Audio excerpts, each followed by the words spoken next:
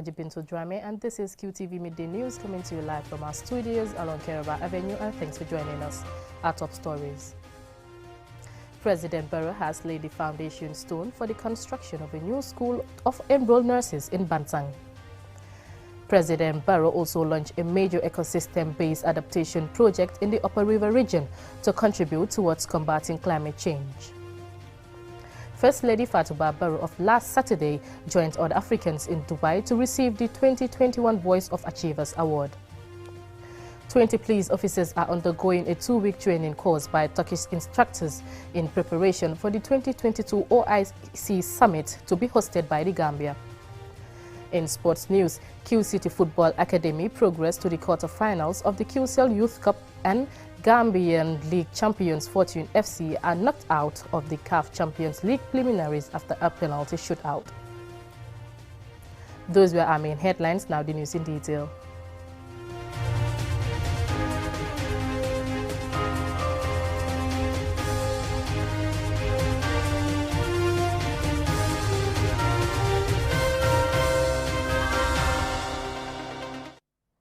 Now, President Barrow has laid the foundation stone for the construction of a new school of enrolled nurses in Bantang.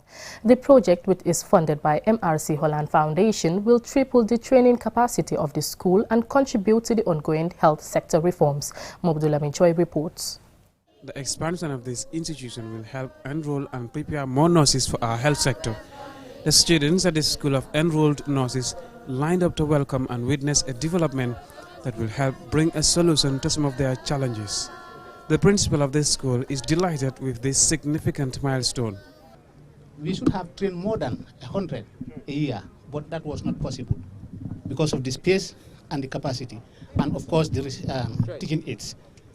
Now that the president is here with us, we are far more delighted to express our concerns to him so that he understands what nursing is all about. The School of Enrolled Nurses in Bantang can currently accommodate and train only 50 students. With the intervention of the Ministry of Health and government support, MRC Holland Foundation is funding the project after the Ministry of Health requested their assistance. Harriet Sonko, the MRC Holland Foundation representative in the Gambia, sees the project as an opportunity to expand training opportunities and a chance to solve socio-economic challenges facing the urban areas. For MRC Holland Foundation, we like to build as many schools as possible in the rural areas. And we already start seeing the fruits. Because if I see the students coming in with their results, that's very promising. There's a lot of very good results coming from the rural senior secondary schools nowadays. And those... Amadou Jigo, the CEO of Jigo Construction, the contractor for this 6-month-long project, updates the president about the project design. The project consists of 9 lecture rooms for the academic side, with offices and also an academic building, which consists of offices and toilets. You have about 25 toilets for the students. That's the academic side. And you also have 2 dormitory blocks. The proposal is about six dormitory blocks, actually. But we're going to start with 2 dormitory blocks. Each dormitory would consist of 56 students, 56 female and 56 male. That's the first phase. The Minister of Health, Dr. Ahmad Lamin Samate, thanks MRC Holland Foundation for the support and partnership with government and attributes the development to what he described as the good leadership of President Adama Barrow. At the event, President Barrow expressed gratitude to MRC Holland Foundation for continuously supporting and complementing government's efforts for infrastructure development, adding that this latest project is in line with the reform objectives of the National Development Plan. I think this is a welcome move, and I will seize this opportunity to thank the Minister and the Ministry. I will thank MRC Holland Foundation. We cannot thank them enough for the support they have given us since I came to power. Without the support of Holland Foundation and Henrietta, it would have been very, very, very difficult for us to fulfill this infrastructural development that we are doing in this country. In reaction to a plea from the principal of the School of Enrolled Nurses in Bansang to support the school with a mobility bus, President Barrow promises to provide a school bus to ease mobility and other operational needs of the school. The Minister of Health takes the President on a tour to a temporary COVID-19 treatment center, next to which a permanent one is being constructed. Mahmoud Lamin Choi, QTV News. President Barrow on Saturday launched a major ecosystem-based adaptation project in the Upper River region to contribute towards combating climate change. This comes in the same week that the Gambia was lauded as the only country in the world on track to meet the Paris Climate Agreement targets. Mahmoud Lamin Choi again. The Forestry Planted for a multi-million-dollar project for climate change action is in Nyakoy Kerawan village in the Wuli East district of Upper River region. This comes few days after the Gambia topped the global ranking as reported by the Climate Change Action Tracker, which reports that only the Gambia is compatible with the 1.5 degrees Celsius temperature limit, indicating that the Gambia's policies and commitments are the only ones globally in line with the Paris Agreement. Participating countries are expected to create nationally determined contributions to widen the gap for the world to meet 1.5 degrees Celsius threshold. The strategies that the government has developed and all the especially the SPCR and everything else, if you put them right, you do them right, Gambia will exceed its quota.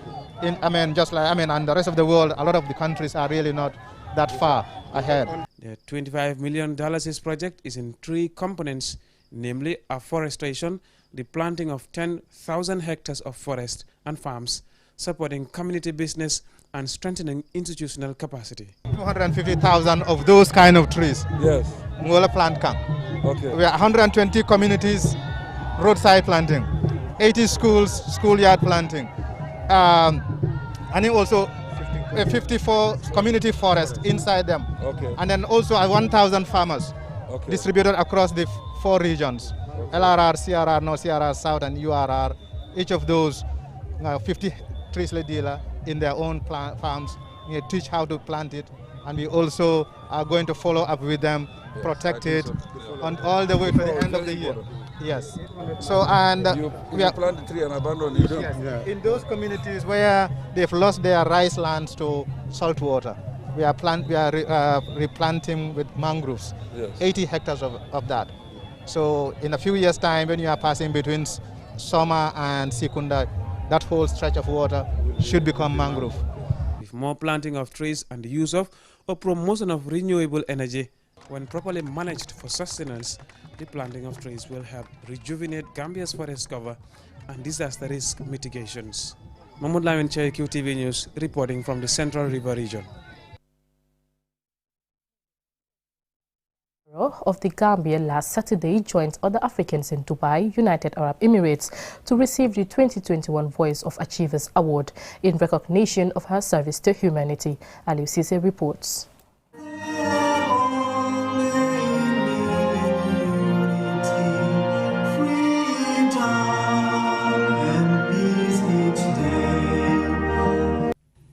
The Voice Achievers Award 2021 took place at the Intercontinental Festival City Hotel in Dubai, United Arab Emirates on 19 September 2021. The theme of this year's award is Bridging Economies, UAE and Africa. The Voice Achievers Award is one of the biggest African social events and is dedicated to appreciating contributions from Africans who through their activities and influence have impacted positively on the lives of fellow Africans. This was the first time the ceremony was hosted in an Asian country. In line with its mission and vision, the Voice Achievers Award collaborated with I Am Africa under the leadership of Her Excellency Ambassador Laira Rahal to foster best corporate relationship between UAE and Africa, to recognize and appreciate leadership qualities and innovative and sustainable growth efforts targeted at advancing the cause of Africa. At the event, First Lady Fatimata Barrow was hailed and celebrated for her renowned humanitarian interventions in supporting women and children through her foundation since becoming First Lady in 2017.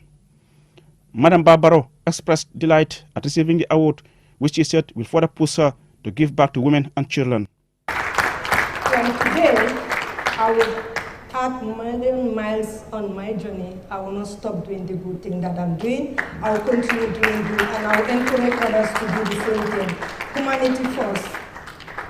We need to be there for our people. And this award, I will dedicate it to the Gambian children and women, and to the children of the whole continent, Africa, and to the children of the world. Thank you. Also recognized alongside the First Lady were two other Gambians, Fatimata Jawampa Cisse, former Speaker of the National Assembly, a politician and social worker, and Abubakar Jawara, a businessman. So I am happy because they are the only country that have more than one recipient. Because like you see, Kenya, Nigeria, they all have one, and South Africa and Zimbabwe, but we have 3. So that's why I'm happy and elated, because we dominated and they have been saying it.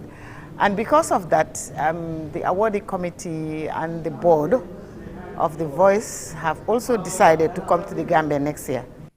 The First Lady's delegation included Colonel Cole, the Minister of Basic and Secondary Education, and Fatou Kinte, the Minister of Gender and Children.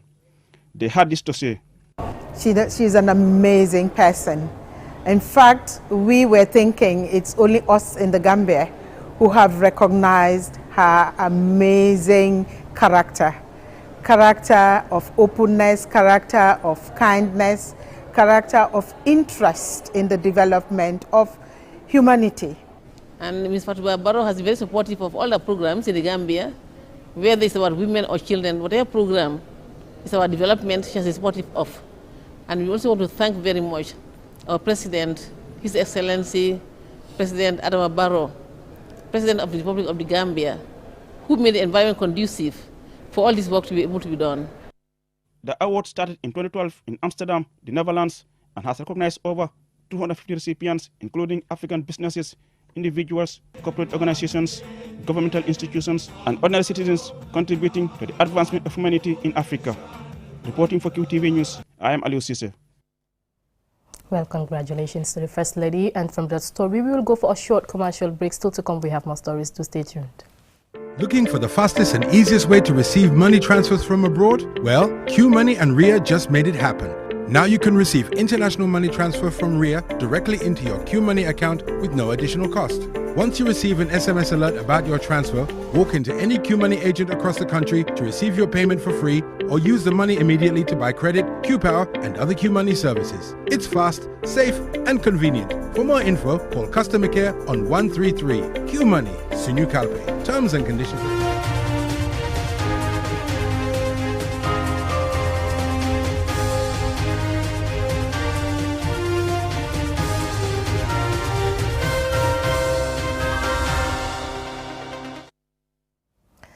Welcome back from that commercial break.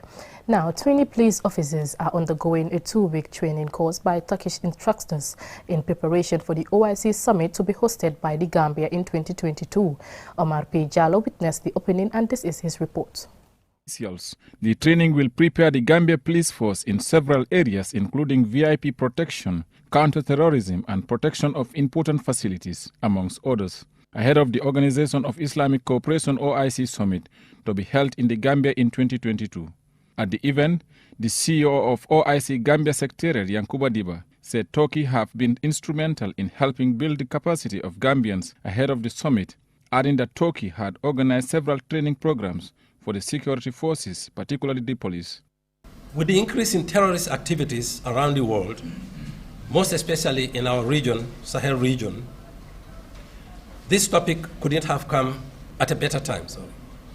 As we host the world next year, we are not taking national security for granted, which is why we are engaged in constantly improving our forces' engagement readiness and capability. As we speak, another 10-man delegation comprising senior officials from various security outfits is in Ankara, Turkey, undergoing another high-level security training in security planning and management for international conferences and events. Many more will continue to benefit as dozens more training packages, both within and outside the country, are lined up in the run-up to the summit.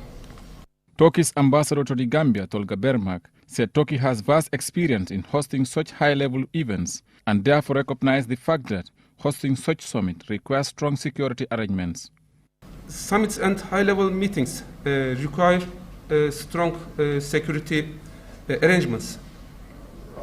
And in this regard, Gambian security officers will play a very important role in the success of the forthcoming OIC summit to be held in the Gambia next year. Representing the Inspector General of Police, Adeline Basenge, Commissioner of Police PIU, said the training will greatly enhance the operational capacity of the police force and boost their readiness to effectively carry out their duties. He called on the participants to take the training seriously. Protecting or securing important installation where these VIPs will be lodged during the OIC is not an easy thing. Terrorists have no boundary, and Gambia can be considered as a soft target. In order to minimize the threat, we have to be trained, we have to know how terrorists think and how they do their planning. And it is only through trainings like this we will be able to face such challenges. So I challenge all of you to take this training very seriously and be prepared to share the knowledge gained with your colleagues. According to the authorities, in the previous 2 years, more than 1,200 security officers have benefited from a series of training courses in various disciplines organized by the Turkish police force, both in Turkey and in the Gambia. Reporting for QTV News, I am Omar P. Jallo. Now in sports news, Q City Football Academy progressed to the quarterfinals of the QCell Youth Cup after their victory against Hans Football Academy. Both the under-15 and 18s won their respective Group B matches. More in this report. The under-15 side defeated Hans Football Academy 1-0 to make it 3 straight wins, topping the group, scoring 11 goals in the process. Hans Football Academy had a great first half in which they created some chances, but failed to convert any. Q City's under-15 scored midway through the second half, thanks to a waterlogged pitch. In the seniors under-18, Q City Football Academy won 2-1 against Hans Football Academy. The host Q City took the lead only for Hans Academy to equalize. They eventually scored the winning goal in the second half to seal their quarter-final place. Q City FC coach Ibrahim Mane says the tournament is competitive and provides an opportunity to learn and improve. I think we are very happy that all the teams are competing, and at least it will do a great deal for them after their games to assess areas of deficiency and areas that they can strengthen. For Q City, I think they have played different teams. First match, they play a different set of players, because when you have 2 or 3 players change in a team, that means you have changed the team. And all the teams that they play against their opponent, they won.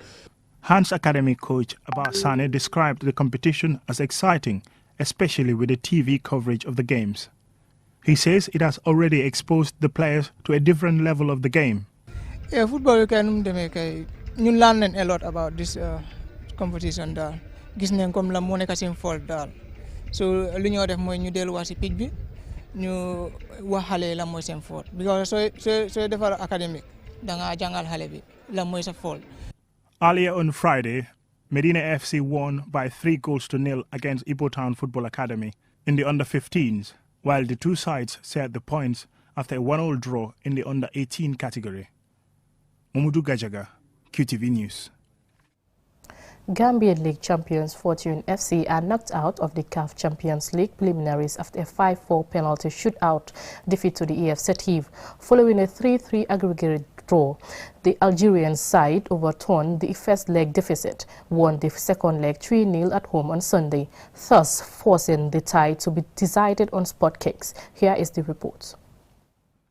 Anton Setiv responded to their first leg defeat to Fortune with a high-intensity attacking football. The Algerian club forced Fortune into committing an error almost immediately as the first half whistle sounded, leading to the Gambian champions conceding an own goal 4 minutes into the game. 16 minutes later, they conceded a second goal, with Rayad Bernard giving the hosts renewed belief that they could overturn the first leg result. Constant pressure on Fortune ensued. who were forced to spend much of the first half penned in their own half, chasing the ball and defending. Fortune ran into more problems when they had midfielder Alassane Faye sent off on the hour mark for what was deemed a high challenge. The dismissal seemed harsh, and coach Jane Juve could be seen remonstrating with the fourth official about the referee's decision. His protest fell on deaf ears. Anton Setif, knowing they had an extra man advantage with 30 minutes still to play, continued to put pressure on Fortune. Even when it appeared Fortune could have held on, eventually they conceded a third goal in the 67th minute when midfielder Abdul Momin Jabor scored with a follow-up header as the first rebound of the bar. The 3-0 score for the home side meant the teams were level on aggregate at 3-3. Fortune twice came close to scoring but failed to do so. In the ensuing penalty shootout, Anton Setif scored all 5 of their spot kicks and eventually won 5-4 after Fortune captain Sirifo Dabo placed his shot wide. The long wait for Gambian clubs to reach the CAF Champions League group stage continues, with Fortune coming so close, yet so far. Mamadou Gajaga, QTV News. Before we end, here's a recap of our main headlines. President Barrow has laid the foundation stone for the construction of a new school of enrolled nurses in Bansang. President Barrow on Saturday launched a major ecosystem-based adaptation project in the Upper River region to contribute towards combating climate change.